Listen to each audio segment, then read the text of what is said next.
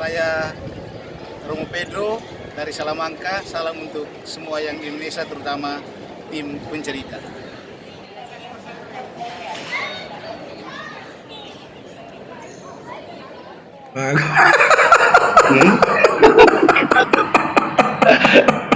¿Cómo está, hermano?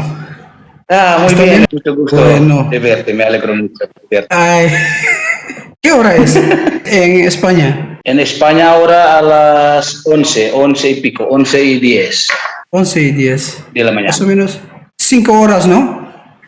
5 Entre horas, Indonesia sí. La y diferencia, España. sí, la diferencia entre nosotros más o menos 5 horas. Para saudara-saudari terkasih, saya hari ini sangat berbahagia karena kedatangan seorang tamu. Kami biasa menyapanya Romo Rus. Saya sempat membaca satu tulisan yang bagus oleh Romo Steve Bolo tentang bagaimana perjuangan Romo Rus di Spanyol dalam menyelesaikan doktoralnya. Ketika saya bermisi di Peru dan kami sempat berkontak, lalu yang mengejutkan saya kembali ke sini dan hari ini saya membaca bahwa beliau kurang lebih 2 bulan lagi sudah menyelesaikan studi doktoralnya. Kenalan awal karena. Terima kasih Romo Vincent ya. Saya Romo Rus, Romo Pedro. Saya Imam Uskupan Agung Ende. Setelah berkarya kurang lebih 6 tahun di Flores, Bapak Uskup mengirim saya untuk studi di Universitas Navarra, Universidad de Navarra, Spanyol, ya, untuk ambil master atau lisensiatura dalam teologi moral. 2014 sampai 2016, 2 tahun. Ya, saya tiba bulan Juli tanggal 15, ingat saya itu. Lalu kursus bahasa Spanyol 6 minggu.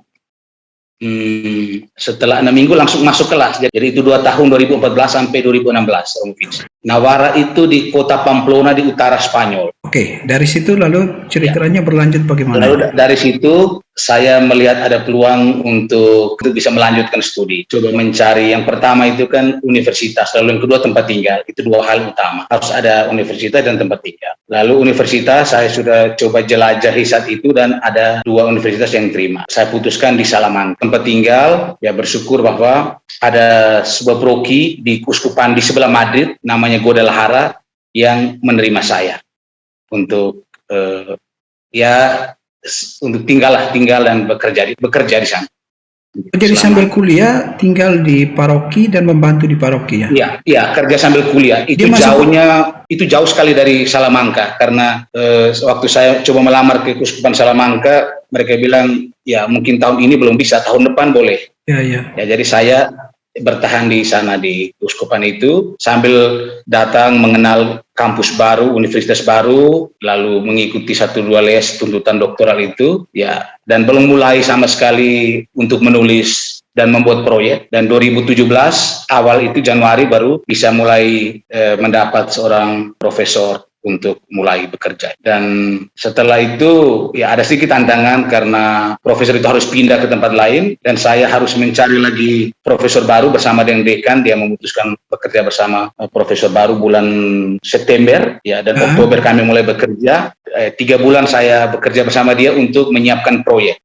Desember 2017 itu saya punya proyek tesis doktoral diterima. Kalau itu belum diterima berarti kita harus tambah lagi waktu, tapi syukur bahwa diterima dalam kerja 3-4 bulan itu dengan dia, dan saya bisa mulai 2018 Januari 2018 saya mulai untuk mulai menulis bab 1 dan selesai 2021 tahun ini. 3 tahun saya selesaikan, lalu ya itu untuk ya outline-nya saya sudah beres semua, tetapi profesor minta ya namanya doktoral ini kita bekerja dengan 2 kepala dengan pembimbing, sehingga dia minta tambah lagi beberapa pengembangan sejak Januari sampai Mei itu.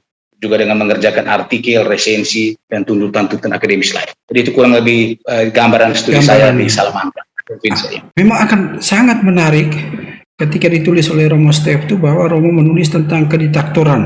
Tapi tentu tidak berbicara spesifik kediktatoran dalam hubungan dengan kuasa ya. Tapi lebih masuk ke dalam ide-ide. Dalam hal ini relativisme. Bagaimana itu Romo menjelaskannya? Atau apa yang membuat sehingga Romo mengambil disertasi itu untuk doktoral?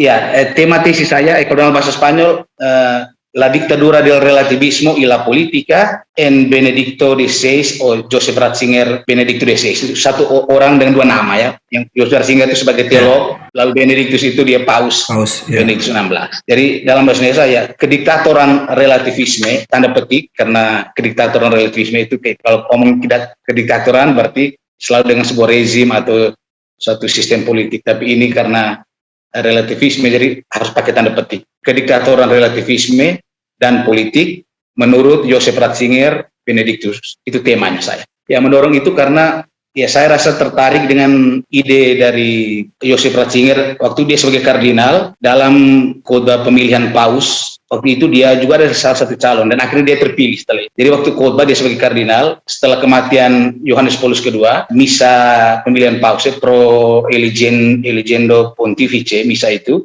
di Vatikan, dia menegaskan tentang itu. Dia bilang sekarang ini kita hidup di bawah kediktatoran relativisme yang ya kalau kita percaya pada iman kita, itu orang kritik bahwa itu fundamentalisme.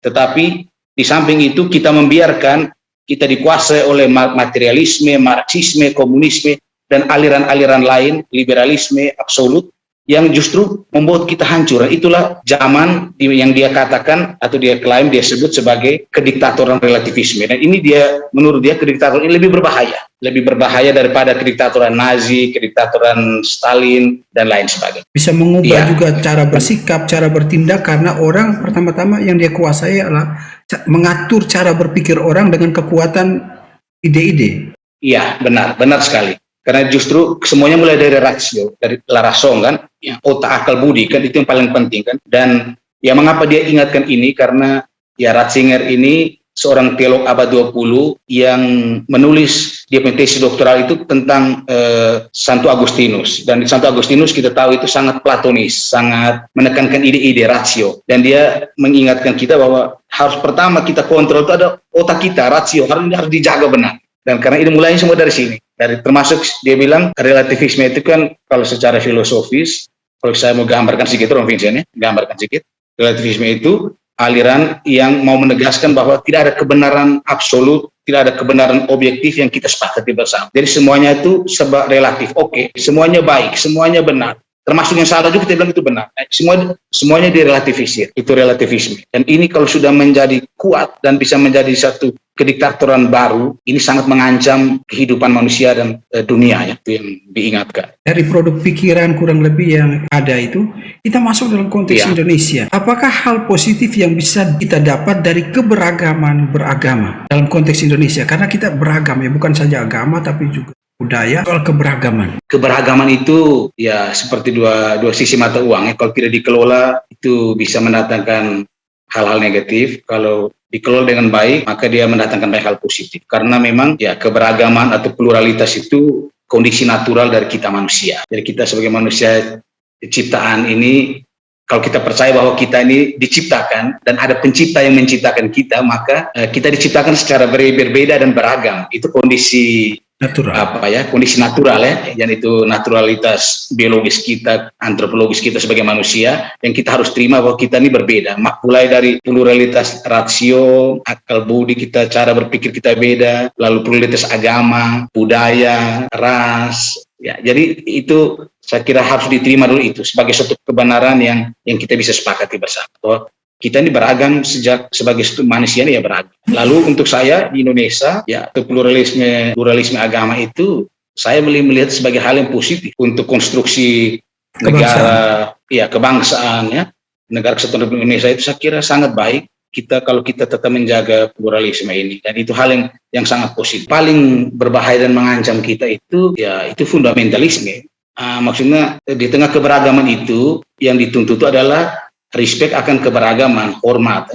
Tapi kalau kita tumbuh kembangkan fundamentalisme, sikap atau semangat fundamentalistis, kita memaksakan apa yang kita anggap benar kepada orang lain dengan cara kekerasan, teror, itu sangat mengancam pluralisme di Indonesia. Karena menurut saya pluralisme agama-agama itu bisa ya menjadi garansi untuk kita menimba banyak hal untuk perdamaian. Kita harus jaga itu supaya pluralisme kita itu tetap pluralisme yang rasional, bukan pluralisme yang relativistis. Kalau pluralisme relativistis itu berbahaya karena orang membiarkan jatuh dalam relativisme lalu mereka katakan, ya ini kan menurut keyakinan saya. Lalu kalau semua orang berprinsip begitu, memegang, kalau saya bunuh Anda, itu kan keyakinan saya. Makanya kita perlu mencari kebenaran objektif yang bisa menggaransi atau menjamin kita punya kehidupan yang damai, sejahtera, dan adil di negara kita. Itu sangat penting. Jadi kita perlu berdialog, berdiskusi lebih banyak untuk menemukan hal-hal yang bisa mempersatukan kita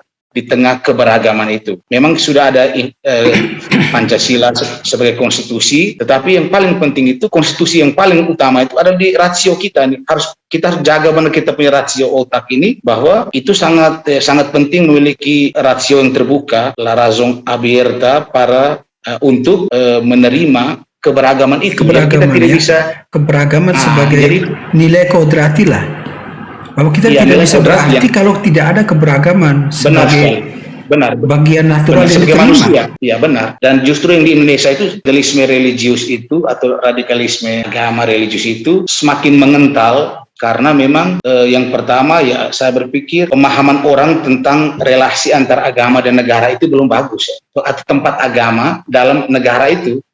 Ya kita ini negara apa? Kalau negara demokratis artinya kita harus menerima bahwa semua agama itu sama dalam sebuah negara. Dan panglima tertinggi adalah konstitusi, itu negara demokratis. Kalau kita sepakat sejak awal bahwa Indonesia adalah negara demokratis, jadi bukan negara satu agama, negara kesatuan Republik Indonesia, itu kita sepakat. Jadi kalau kita sepakat itu berarti kita harus terima konsekuensi logis dari bahwa kita harus menghargai orang-orang yang berbeda, agama berbeda, suku berbeda, ras, ya. Karena yang ditekankan dalam negara demokratis itu adalah interkulturalitas, multikulturalitas, dan itu pluralitas. Jadi ada pluralitas, ada multikulturalitas, ada banyak agama atau banyak budaya, dan juga ya kita berdialog ya, interkultural, ya, dialog interreligius antar agama atau antar budaya itu sangat penting. Nah, baik, Romorus, itu menarik sekali bicara soal dialog ya.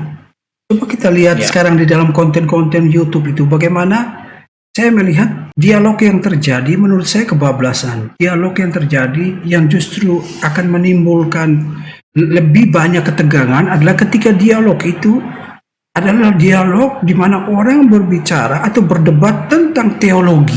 Jadi bagaimana dua teologi yang berbeda disatukan dalam satu pertemuan yang dikatakan dialog.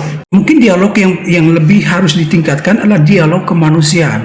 Di situ kita menjadi sama, kita berpikir soal apa kebutuhan secara manusiawi dalam kehidupan bersama. Tetapi yang sering terjadi adalah dialog teologis pada dua sisi pandangan teologis yang berbeda. Ya kalau omong dialog antar agama, hemat saya kita tidak mencari kebenaran tentang Allah, tetapi kebenaran pengalaman akan Allah. Itu dua hal yang berbeda. Kalau kita bicara tentang kebenaran akan Allah, semua orang atau semua penganut agama akan menjelaskan bahwa Allah saya yang paling benar, Allah saya yang baik, Allah kamu yang buruk. Ya, bisa juga begitu. Jadi itu orang kita sudah melampaui itu. Jadi kebenaran pengalaman tentang Allah.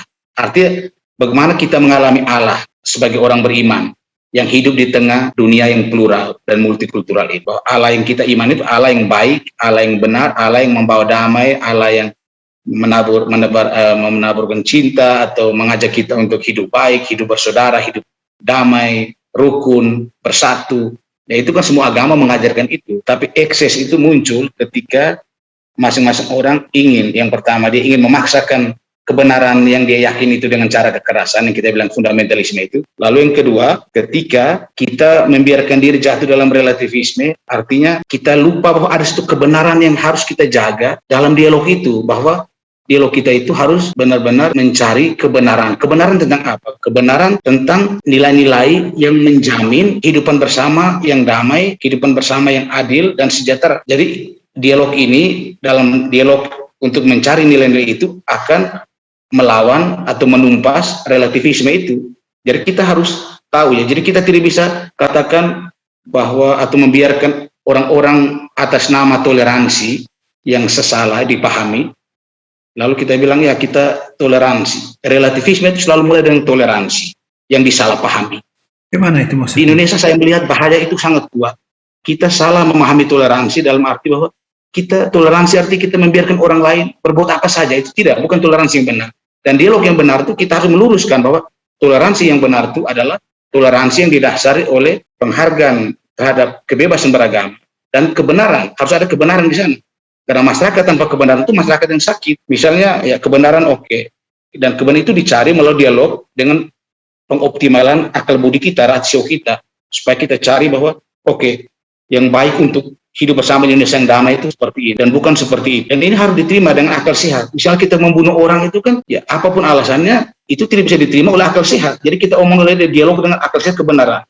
Anda tidak bisa mengatakan saya bisa mempertahankan keyakinan saya dengan membunuh orang atau memukul orang atau sekelompok orang itu memaksakan kehendaknya kepada orang lain. Berarti itu tidak ada lagi kebenaran yang dimengerti oleh akal sehat kita. Sebagai manusia yang sudah dianugerahi secara kodrati oleh Allah itu rasio otak ini.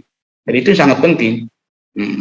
Dan saya ingin agar kita yang berpendidikan harus lebih banyak mentransmisikan wawasan atau pandangan-pandangan kita yang jernih tentang bagaimana toleransi itu. Jadi kadang-kadang banyak kali saya melihat toleransi kita itu kadang-kadang disalahpahami. Bahkan bisa juga ada kekerasan yang terselubung di balik toleransi. Melakukan dengan bebas apa yang dia yakini, itulah kebebasan religius, kebebasan beragama. Dan itu kan PBB sudah ingatkan itu.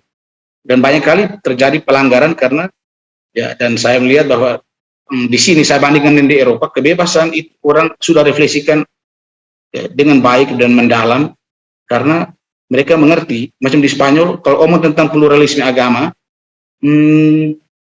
di sini ya tidak ada pluralisme ya, seperti di Asia. Kalau omong tentang tema pluralisme agama itu tema yang lebih relevan itu Asia, Afrika, Amerika Latin, atau Amerika Serikat atau Amerika Utara. Ya, tapi kalau Eropa ini umumnya mereka agama Kristen. Tetapi setelah Kristenisme itu mereka jatuh dalam ya ateisme, agnostik, dan mereka demokratisasi yang panjang itu membuat mereka menyingkirkan agama dari ruang publik. Agama dibawa ke ruang publik. Tapi harus diingat bahwa di Indonesia juga kita sering mengalami itu. Menurut Romo sendiri, ketika pernah ada di Indonesia atau melihat Indonesia dari luar, apakah tidak melihat bahwa ada gejala itu, di mana orang sering juga memakai agama, bukan untuk kepentingan agama atau kepentingan bagaimana dia merefleksikan Tuhan di dalam pekerjaannya, tetapi dia menggunakan agama untuk melegitimasi keinginannya untuk sesuatu.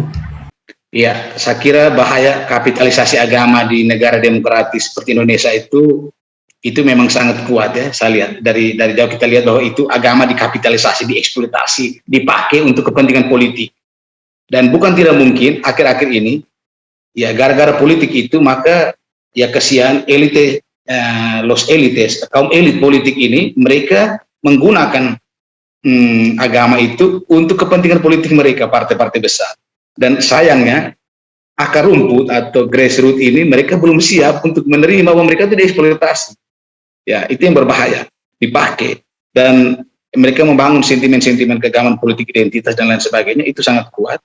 Ya, saya omong tadi bahwa demokrasi itu pemisahan antara ruang privat atau agama dengan negara. Jadi dulu juga dalam sejarah yang panjang di Eropa, agama dan negara pernah bersatu. Lalu demokrasi mengandaikan atau menunjukkan, menegaskan bahwa itu ada pemisahan, separasi antara ranah publik dengan agama privat, yang dilihat sebagai privat. Dan pemisahan ini itu memang ada hal positif, tapi ada juga hal negatif. Karena apa? Karena kalau agama digeser, didorong ke ruang privat, dan itu hanya urusan pribadi, tidak boleh masuk dalam ruang publik, ya kita sudah lihat tahun atau abad yang lalu itu banyak kejahatan kemanusiaan melalui perang, genosid dan semuanya itu karena orang tidak punya wawasan yang baik tentang pribadi manusia, dan itu agama kan dia sangat membantu juga untuk memberikan pandangan atau membantu memperluas pandangan kita tentang konsep dasar manusia, hal yang tidak bisa diberi oleh negara. Makanya beberapa filsuf yang di abad ini seperti Casanova, Berger, dan Habermas itu mereka bicara tentang kembalinya agama ke ruang publik. Artinya agama ini harus penting juga di ruang publik. Nah, tetapi dia tidak boleh dalam arti kepentingan itu adalah dia cukup membangkitkan solidaritas di antara para pemeluk untuk menciptakan hidup yang damai. Artinya mereka melihat bahwa setelah kegagalan Perang Dunia Kedua dan semuanya itu, mereka lihat bahwa agama tetap penting untuk meningkatkan solidaritas di antara warga negara. Dan karena itu solidaritas, karena apa? Karena solidaritas itu tidak bisa dijamin oleh konstitusi. Jadi butuh kelompok-kelompok atau komunitas-komunitas yang bisa meningkatkan solidaritas antar warga negara itu. Dan tradisi-tradisi religius itu sangat berpengaruh dalam hal ini agama besar itu sangat berpengaruh untuk meningkatkan solidaritas, orang katakanlah berdamai baik. Agama juga bantu untuk itu. Tetapi mereka tidak boleh tidak boleh masuk terlalu sampai macam menguasai sampai di sektor yang sangat penting atau di konstitusi, itu tidak. Tetapi cukup untuk meningkatkan solidaritas antar warga negara. Jadi ada kecemasan, makanya orang bilang agama tetap penting, tradisi religius tetap penting untuk kemanusiaan. Itu kita tidak bisa sangkal.